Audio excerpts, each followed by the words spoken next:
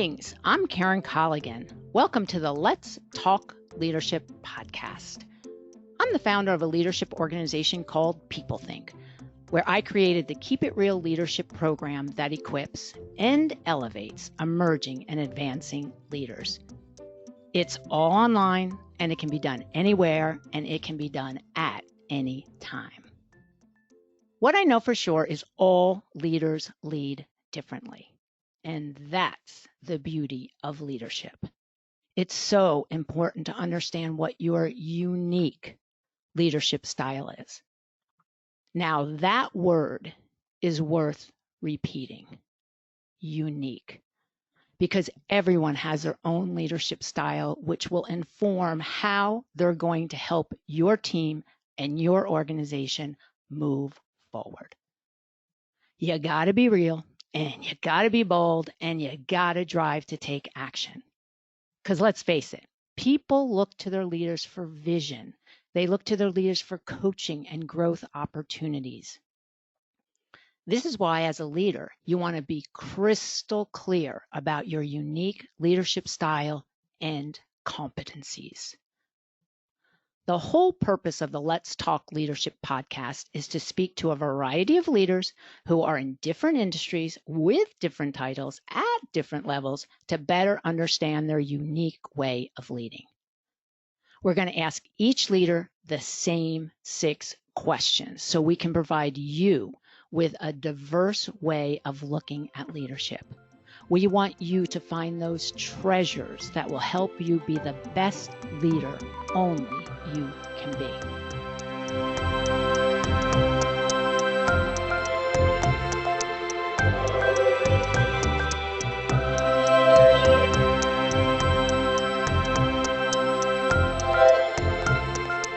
So let's get moving and talk to our next leadership guest. In this episode, I am thrilled to be speaking to Drew Hagen, who is the co-founder and chief culture officer at InVision Communications. We're going to hear all about Drew's approach to leadership. So Drew, thank you and welcome. And we're really pleased to have you here today. Karen, thank you for inviting me. We've worked together for many, many years, and I'm excited to have a conversation with you. Okay, so Drew, tell us a little bit about who you are and tell us a little bit about InVision. And I know when you started the company, you had some thoughts and principles in mind. So let's hear a little bit about that, and then we'll get into our leadership conversation. Well, it is a long story, but it's a fun story. And yeah, let's hear it. Part that goes into what we're going to be talking about is I met my business partner, Rod Michaels, 30 years ago, well, actually probably 35 years ago. And we had always been crafting about starting our own company, primarily because we felt we could do it differently and better. And we really focused, oddly enough, on what people were doing incorrectly and how we could do it better, as I said. So nice. We had some experiences at a company we used to work with, and I'm not going to mention their name because they're a wonderful company and they're still in business, and I think they do a great job. But one of our key principles that we started the company with is treat your employees well. And this company was more bottom line focused. All companies need to be, but they were more bottom line focused than we wanted to be. And I say that on purpose because the client's outcome is what's most important to us, and that's one of our guiding principles and we give every one of our employees the ability to make decisions to make sure that the outcome is best for the client. They don't need to come talk to us or their manager or their manager's manager to ask questions. They know what we're going to say, and that's one of the biggest things that we did when we started 30 years ago is to make sure that we're listening to our clients and that we're delivering what they need, and we want to make sure that we're pushing our clients to help them be successful. So nice. Those are sort of base guiding principles. We've started the company more as a production company, and over the years have reinvented ourselves to now be more of a consultative, experiential company that really helps guide our clients' audiences to have the best experience possible and to get all the information across to them in a creative, strategic fashion that isn't really based around bells and whistles, even though it's great to have that. But you want to be done with a program or a series of programs or during a campaign with a result. And some of those results are better sales, or better recruitment, or better retention, or better understanding of new products, or a new way of learning. So we always make sure that everything we do is objective based, and there's some type of measurement so we know we've achieved that objective. And that's how we've evolved over the years. We've got offices nicely in San Francisco and in Chicago and New York. We've got 120 some odd amazing employees, the majority of which have been with us for like over 7 years. So we try to make sure we have an environment that people can thrive in and can define what they want to do. I mean, we have job titles and job descriptions and a structure, but we really welcome people to help define their own path and come up with new ways to help the company grow. And I would say a good portion of our employees have done that, have taken us up on that and brought new ideas to us, and we've embraced them, and they've written their own job description and have started, even groups within our company. Wow. And we have, you may know this already because of the work we've done with you, we have some people that have, I think we said 8 receptionists that still work for us. And they've grown to be the director of our largest group. They've gone into HR, they've gone into sales, they've gone into strategy, they've gone into creative, they've gone into graphics. So we really like to have a good culture of opportunity and openness. Well, I mean, considering that you're the chief culture officer, it would make sense that we'd have this kind of conversation.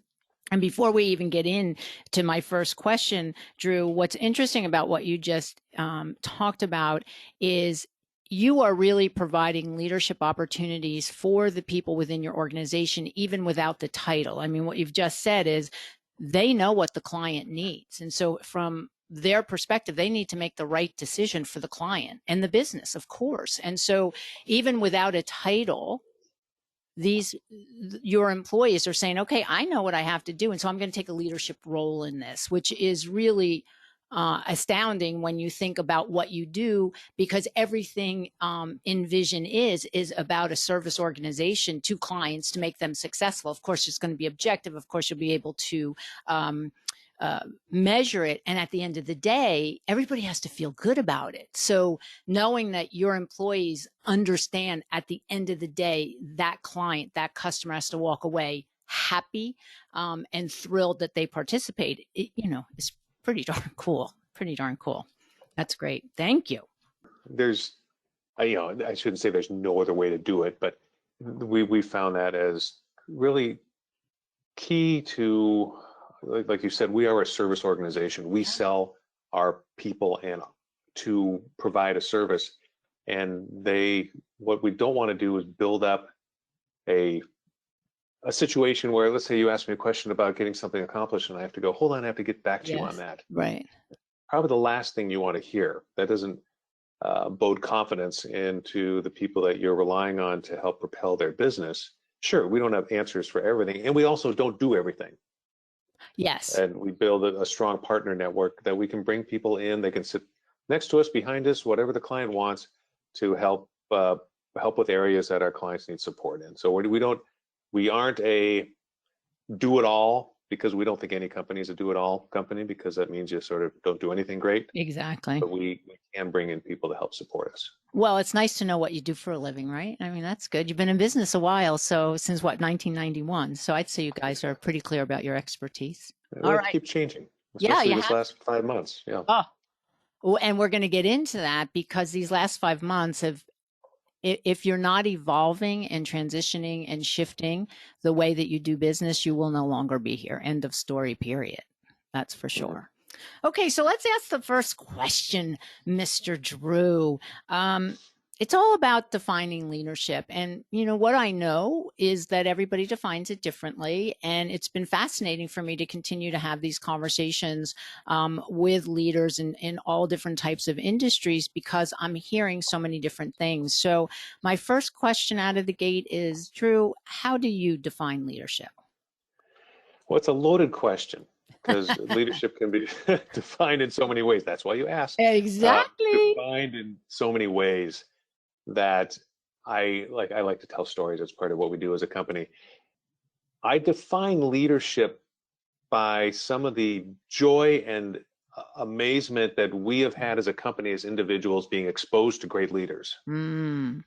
So not to be a name thrower. Do it, please do it. I'll do it. But we've been, over the years, we've worked with, the Steve Jobses, the John Chambers, the Bill Gates, the Art Levinsons from Genentech, and the, Chuck Williams, Howard Lester from Williams Sonoma, the Mickey Drexlers from the Gap, even back to Chuck Noyes, who really was one of the cowboys of the Valley. I'm starting to sound very old, but it has been amazing to see how each one of them work differently. Even Michael Dell and like Bill McDermott just recently are just amazing individuals.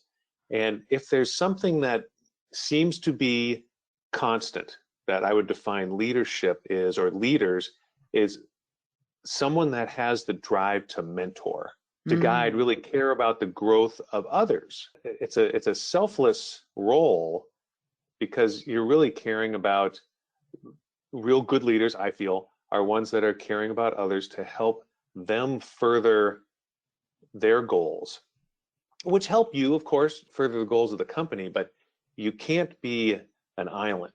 Yeah. If anything, you want everyone else on that island, and maybe you're moving the island around a little bit, but it's not.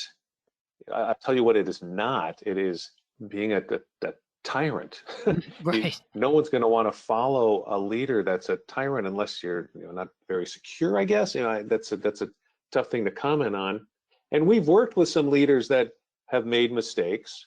And as I mentioned earlier, we built our company off of learning some others' mistakes, and we've learned it from other leaders. Yes. And nobody's perfect by any stretch.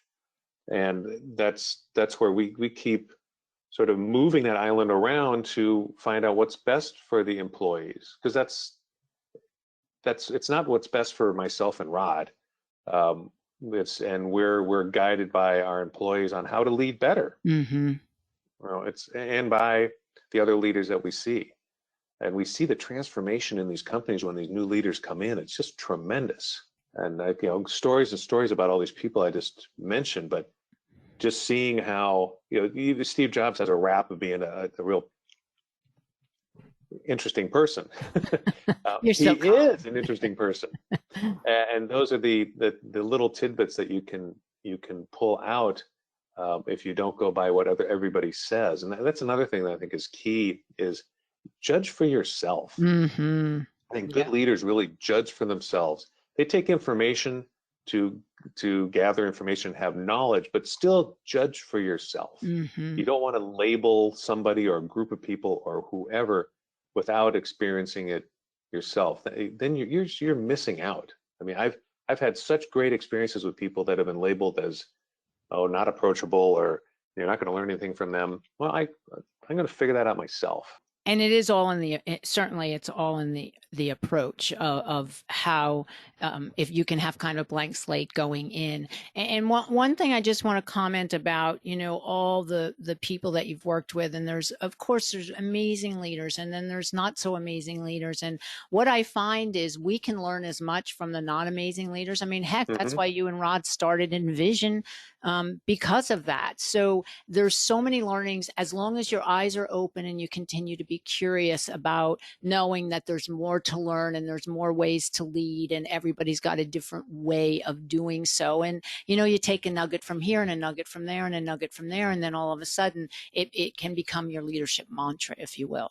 So in the second question, when I think about leaders, what I really believe is it's so critical for a leader to be really crystal about their values, because that's how we understand what our boundaries are. That's how we begin to understand what our lanes are. That's how we can make decisions. And so I'm going to ask you, what are your 3 top values as a leader, Drew? And as you look at, being a co-founder, being the chief culture officer of InVision, what are your 3 values you lead with? First one, and this is hugely at top, is openness. And I can get into some defining that in a second. Driving, I don't know if that's a value, but being able to drive and be and have clarity. So openness and clarity are 1 and 2 for me. And then my third is caring.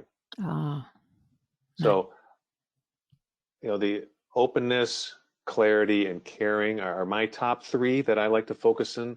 The openness is something that, especially right now, is so important that we owe it to our staff and our clients to be as open as possible with the situation we're in and how we can get through it together and what the steps are that we think we should take to get there. And we've seen so many companies, regretfully, that aren't being clear. There's no clarity there of where, everyone's sort of lost right now. yeah. We all are. Yeah. And until we choose a course and chart that course and be open about how to get there and be open about some of the challenges that we're going through now, then I don't think you're going to get many people that are going to support your direction. Right. And, caring is something you can't fake. People know if you care about what you're doing or you're passionate. People use passionate over and over and over again, which is a great, great word. Tends to be overused at times. Agree. But I'd redefine passionate as being caring, because there's, we have, especially now, and I probably said that 4 times already, there are so many different levels to how we work that it's not just work. It's our families. I mean, everything's been put into a melting pot right now that there's no separation. Yeah. We're all working from home, and our kids are running around, and there's life going on around us, and we have to balance that even more than we have before. It adds so much stress that I think most of us are starting to realize why we are so stressed right now, is that there is all these new components have been thrust upon us, and it's just it's something we all have to sit back and realize. Hey, it's fine if someone runs across in the backyard or a phone rings or something like that. That is what our current normal, I hate saying new normal, our current normal is going through. And the more that we can embrace that and really care about our individuals' needs. We talk about it in InVision that we care about the whole employee, not just the work employee. Nice. It's the personal employee, it's a family employee, it's the children, our support structure that's around us, and our friends. And we're all in it together. So we try to make sure that we look at it that way, as the caring part of being a leader.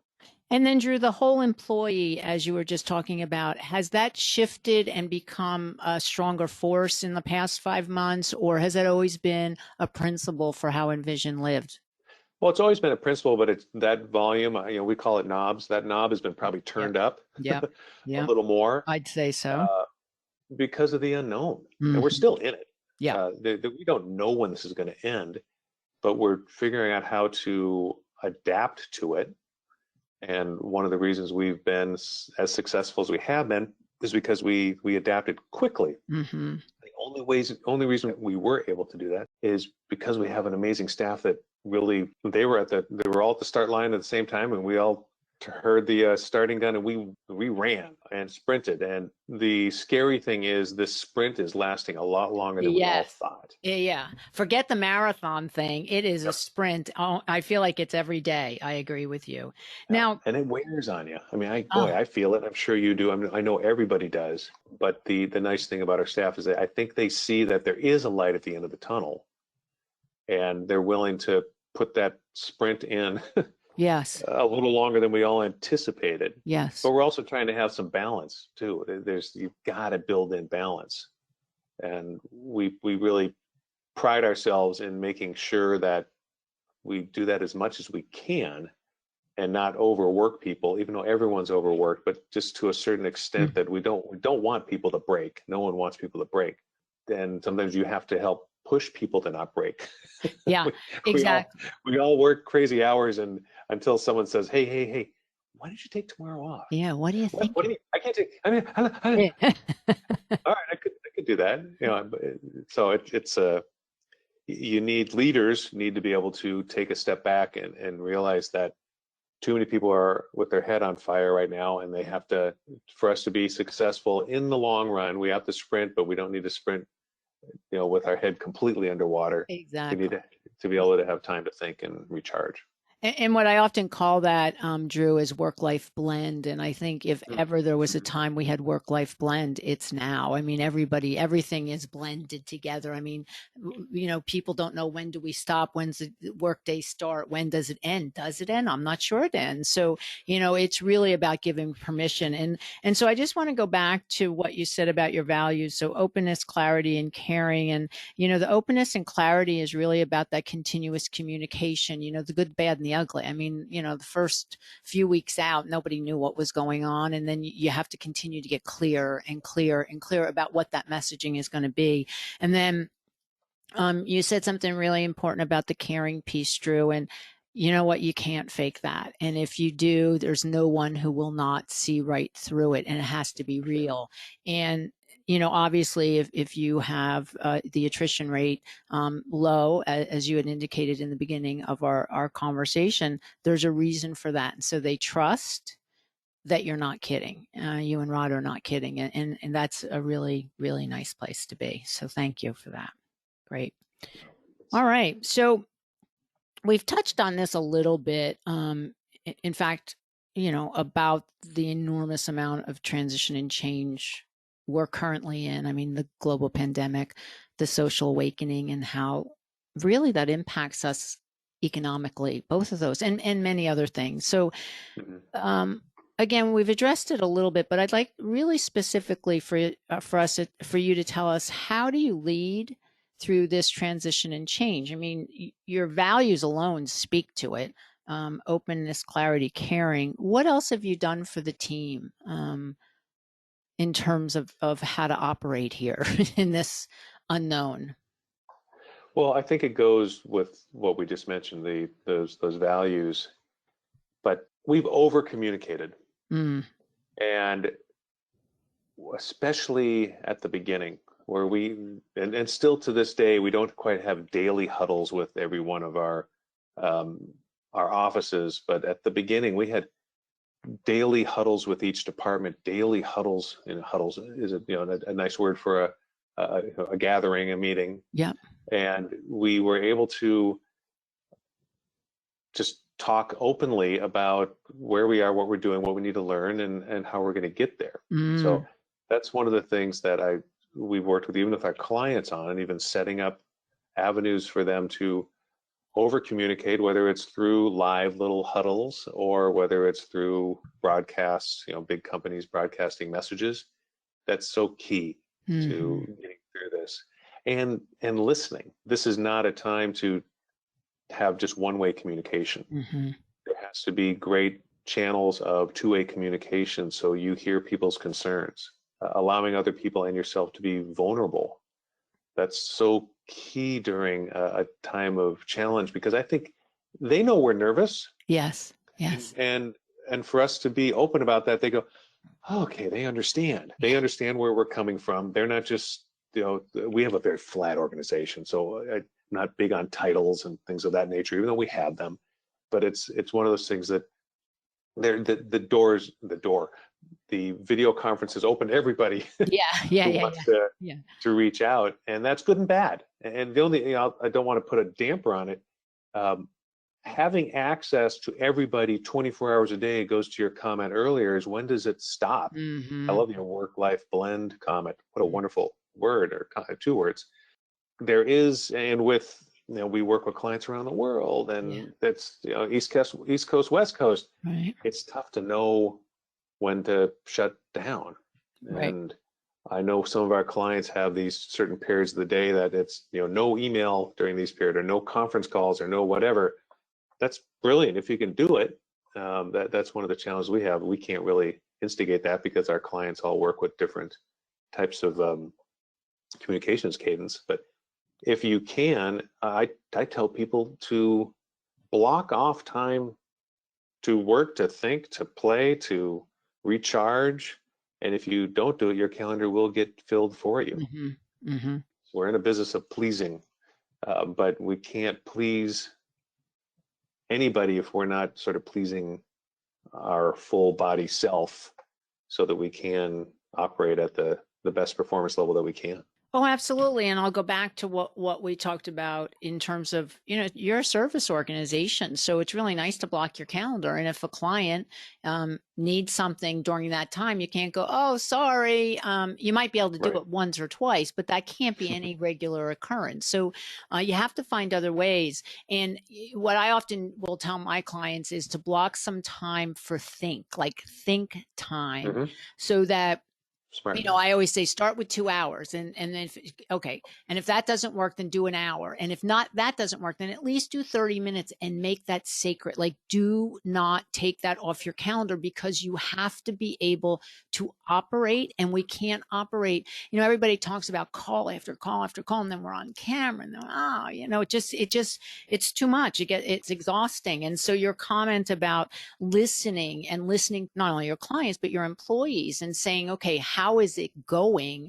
And then zipping it long enough to hear what they say, so that you and the teams can continue to adapt based on what's going on in the moment. And for transition and change these days, everybody has to be adaptable all day long. It's not like we've got this steady stream. It's like, okay, we're headed this way. Oops, got to go right. Oh, okay, we're headed this way. This is great. This is so good. Oh, oops, now we got to go left. And that's the world we live in. And so people really need to be flexible and adaptable during these times. That's for sure. My fourth question here, Drew, is about continually learning. I talk about curiosity, and how when we lose that sense of curiosity, I always say, if you ain't curious, just go home, because it means that you're not expanding your brain and thinking and bringing new ways of doing things. So what do you do? What are your tools to continue the learning and to continue to grow and develop? Because as long as we're alive, that's going to be important. I tend to stay away from the mainstream media, especially this day and age with everything going on. There's a lot of information that is confusing, and the last thing we really need is to be confused. So I do spend a lot of time, and our employees are great about sending me information about what's the latest thing our clients are doing, or what's the latest solutions tool that's out there, or even what the competition's doing. Nice. And it really fills me up with gathering this information. But one of the key things that I do for learning, and our staff does, is we listen to our clients. We have, as I mentioned earlier, just this humongous, amazing list of clients we work with. And when they're doing their presentations, whether we're recording them or they're live, there's so much there that people write books about. That we get exposed to. And I try to make sure that when any of the leaders of the companies we work with are giving their presentations or recording whatever we're working with them on, I try to make sure everyone turns off their phone and turns off their email and puts that aside for that half hour, that 30 minutes plus, that will really give them an insight into the world. I mean, they get exposed at such a high level of what's going on, and they use that what's going on to determine the direction of their company, that we're able to get some nice little morsels there. And it's fascinating. We are so fortunate to be exposed to the people we're exposed to. And not only that, I mean, you're not industry specific. So, I mean, you're learning about all kinds of industries and what's occurring now within that industry base. So, great way to learn. And then the next question says, and I think you've kind of answered it already, is then how do you help your employees learn? Well, you just gave us a beautiful example, like turn off your darn phones. I mean, let's take a listen to this, because it's going to be magical. What else do you do for your employees to help them? We set up, as much as we can, these career grids for employees to not check a box. Hey, I did this, I should be able to move to the next level, but to have insight into what they need to do to broaden their horizons. And the nice thing is they can look at any one of the career grids we have for any department at the company. Oh. So they aren't just stuck in one. They can go, hey, you know what? I'm sort of interested in creative, and they may be in our experience delivery group or our strategy group or our sales group. They can pop these things up, and they can start to become more diversified in their knowledge. Wow. So we offer that, and we have a robust training team that is really concentrated on doing internal learning, because we're a niche market. There aren't a lot of things you can just put on the internet about how to be an experience delivery company, or how to work on creative strategy for different experiences for audiences. So we tend to do a lot of internal mentoring, guiding, shadowing, and so that people can learn. We have days set aside for our staff to learn from each other and to mentor each other, and to not only do that, there's sort of a 3-step process that, Karen, I'm going to spend some time learning from you, and then you're going to oversee what I am learning as a second step, and then you're going to be there when I'm pushed out the tree to actually execute. Wow. So you someone to lean back on and help guide. And what we've found out is we're learning how to make processes even better that way. So even though, Karen, you told me how to do something, I took it and made it better. Yeah. And we're open enough to admit that and go, hey, that's a better way to do it. Yeah. Instead of trying to be, no, you're going to do it my way.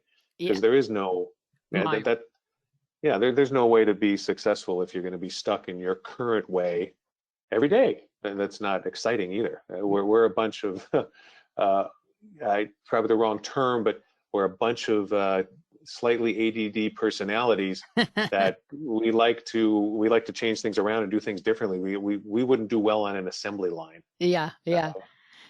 And the only one who gets to do anything my way is Frank Sinatra. What's really, you talked earlier about how, people stay at InVision. Well, this would be why people would stay. Leaders, you need to listen to this, please listen to this. Because when I am in an organization and I have opportunities outside my scope of work, so I can learn, and then I can actually make comments and maybe bring new ideas and new ways of doing business to this, it's being respected, it's being heard, it's being connected and challenged. That's sweet. That's what I'll tell you right now, Drew. That's why people are staying, because they have opportunity to learn, and that's what it's all about. Like I said, if you ain't curious, go home. Great. It's true. Okay, so Drew, my last question is, we've talked some about joy today. So what outside of work gives you joy, so you can bring that joy into the work world and be a whole person? That's the other thing you talked about. This organization is about being a whole person. So what do you do outside so that you're joyful when you come inside? Well, it's, as you mentioned, it's about the whole person. It's about balance. I am, when I need to escape, I escape into my photography. That's my sanctuary. I love that a single image can tell a story. I like being able to look back and having great memories or understanding of what happened when that photo was taken. I used to, back in the days of dark room and chemicals and enlargers and all that, I'd go in there and work there, and hours would go by and I had no idea. I thought I'd been there for 15 minutes, and I get a knock on the door that, hey, hello, we're out here. But it's something, it's still, even though it's now all digital for the most part, it's something that I really get lost in, and I love the ability to. I have a wall here at home that every quarter I print out 11 by 17, just color copy prints, not photo quality, of little things that we did for the past quarter. And I can walk by that every day and take a look and, bring a smile to my face and think about just everything that goes on in life. We tend to get so focused on what's going on right now, I know, which is important right now, but it's also good to take a step back and take a breath and look at what you've accomplished, but also what you've done. And that's what photography allows me to do. And so I'll just I'll build one bridge here for you, Drew. And if you think that you've always escaped from photography, and what you said is a single image can tell a story.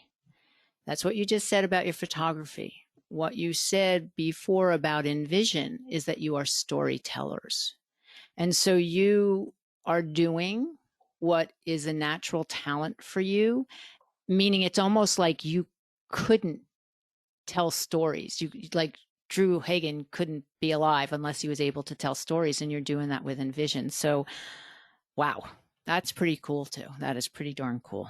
Well, thank you. I mean, we move and we talk about moving our audiences to action. Yeah. Is another saying we have, and the only way to really do that is with a evocative image, with an evocative story, with compelling information. Yeah. And you're right, photography can be that way. Yeah. And when we are producing events for our clients, you'll know when it's one of our programs because there aren't a lot of words on the screen, because the words are coming out of our mouths. It doesn't need to be repeated to be what's on the screen. It needs to be a story or an image or something that reinforces what's being told. Mm-hmm. That's, you're right. The photography, a good connection there is something that we really pride ourselves in to tell those, to help our clients propel themselves with great messaging. Wow, great. So talk about being whole. There you go, Mr. Drew. That's how you're doing it. Great. Wow. Oh, thank you so much. I hope leaders are listening to what we just heard today. I'm so grateful, Drew. Thank you for doing this with me, and we'll be sharing it, as you well know, and sharing your wisdom. I mean, you've been with InVision. You co-founded InVision. You've been there. It's been a long time, and so there's something to be said about having an organization since 1991, having repeat clients, and having people continually come back. So that's a testament to you and Rod and how you're running InVision. So I'm grateful for that. So thank you. Well, as you know, you've been a big part of it too, because one of the things that we need is a collective language that we all speak. And your offering has really helped our team work not only internally, but with our clients too. Great. Having that single guiding principles of leadership, which you've helped us with, and how we realize that we're all different, but we're all similar, and how we get to a means to an end. And so I really appreciate that. I mean, it's been amazing. It really has. Great. Drew, thank you. Thank you so much. And so everyone, thanks for listening. I'm Karen Colligan, and you've been listening to Drew Hagen, who is the co-founder and chief culture officer at InVision Communications. Till the next episode of the Let's Talk Leadership podcast, have a good one. And don't forget to keep it real. Music by Poddington Bear, editing by Mary Lee Williams. Have a great one. Bye now.